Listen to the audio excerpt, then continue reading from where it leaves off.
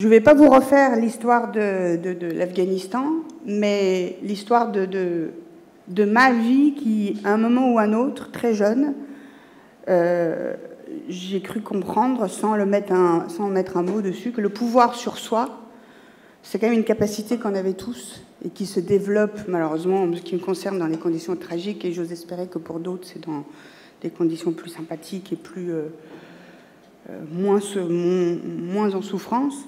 Le jour où, avec ce grand sourire d'enfant, j'ai regardé ma mère qui s'est retournée vers ma grande sœur en disant « il est temps de partir », parce qu'elle n'avait aucune envie que sa petite dernière de 14 enfants soit enlevée et élevée par la jeunesse moscovite en Russie. Elle a décidé du jour au lendemain de partir, avec un passeur, bien évidemment. Et ce passeur, en fait, à qui j'étais confiée en même temps que ma maman, devait nous emmener de Kaboul en minibus. Je vous parle de là, c'est dans les années 80, en plein invasion soviétique, vers le pays voisin qui est le Pakistan, en sachant que les Russes n'avaient aucune envie que le pays se vide, donc tout exode était puni par des bombardements aériens, etc. Donc c'était très compliqué de quitter l'Afghanistan. Imaginez, 11 ans, j'ai beaucoup de mal à l'imaginer aujourd'hui avec mes neveux et nièces de 11 ans ou n'importe quel enfant, que vous êtes séparés de votre maman, vous êtes avec un passeur pour qui vous représentez tout ce qu'il déteste, tout ce qu'il n'a pas eu dans ce pays, puisque je suis la privilégiée et que lui, certainement, ses enfants ont été tués et qu'il est devenu passeur. Aujourd'hui, quand je fais des écoles, quand je suis une petite fille, des petites filles, et que je vois comment elles évoluent en Afghanistan, je me mets à me dire qu'en fait, ce pouvoir de l'éducation et de savoir, c'est quand même un sacré pouvoir, parce que j'étais une petite fille éduquée, et donc je savais qui j'étais, en fait. Peut-être que chez Keba, 11 ans, enlevé dans un village analphabète, n'ayant pas eu accès au savoir et à l'éducation, face à ce monsieur qui la toise et qui la prend de haut et qui veut la vendre, elle n'aurait peut-être pas eu ces armes-là.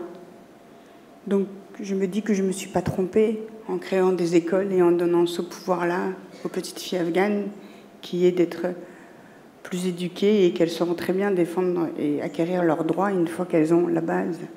La première chose que j'ai faite en ayant mon bac et mes études en main, c'est de créer cette association qui s'appelle Afghanistan Libre.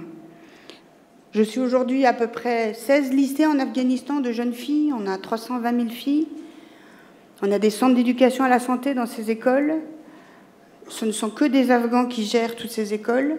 Nous sommes dans des régions où il n'y a aucune ONG française, européenne, américaine. Quand j'arrive dans un village et qu'il n'y a pas de budget Afghanistan Libre, on fait école dans la mosquée. Le mollah me dit « mais non, on ne peut pas ». Je lui ressors les versets du Coran et le verset du hadith où on prône le savoir, qui est au même niveau que la religion. Il accepte. On a les écoles pour filles dans les mosquées.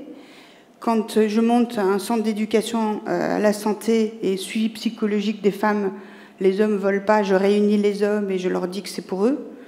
Et dans l'assemblée, il y en a toujours un qui dit « oui, mais ça serait bien de faire ça pour ma femme et elle a aussi des problèmes ». Ah bon ?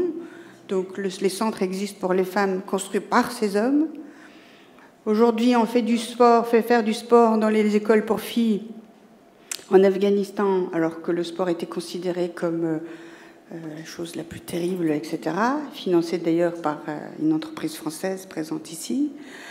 Mon dernier combat dont je suis très fière, c'est l'état civil. En Afghanistan, un état civil n'existe pas à la naissance. Pour une fille, encore moins. Quand votre garçon a 5-6 ans, vous en êtes fier, vous allez à la préfecture de votre village, etc., et vous lui faites faire un état civil, voilà, sa petite carte. Mais pour les filles, non. Donc c'est très facile de marier les filles à 8 ans en disant qu'elle a 16, etc. Et donc ça, c'est mon combat depuis des années, que j'ai réussi l'année dernière. Mais il y a toujours des choses sans l'affrontement face à face. Comment aujourd'hui, dans nos écoles, on a réussi à ce que tous les papas et tout le monde viennent faire des états civils pour leurs filles? D'abord parce que j'ai obtenu auprès du ministre de l'Intérieur l'accord. Ensuite parce que Si c'était compliqué d'aller faire l'état civil de la petite fille, c'est l'employé du ministère qui venait dans les écoles pour faire l'état civil, donc plus d'excuses. Et ensuite, parce qu'on a associé ça à un autre projet qui était une lampe pour le savoir. Donc une lampe solaire, petite lampe solaire, distribuée à toutes les petites filles de l'école pour pouvoir pour charger dans la journée au soleil et la nuit pour pouvoir donner assez de lumière juste pour les devoirs. En échange de chaque lampe, la petite fille partait avec son état civil aussi. Pour continuer avec cette histoire de pouvoir de prendre le pouvoir sur sa vie et d'avancer coûte que coûte sans en être vraiment éduqué pour. C'est pour ça que je voulais dire à mon ami Diallo qu'en fait, c'est vrai qu'on est mieux pour rendre ce qu'on a reçu. Mais mon exemple est là aussi, et d'autres autour de moi, on est aussi bonne pour donner ce qu'on n'a pas reçu, parce que justement, on a envie que d'autres aient cette chance-là, et ça arrive aussi, de pouvoir donner des choses qu'on n'a pas reçues.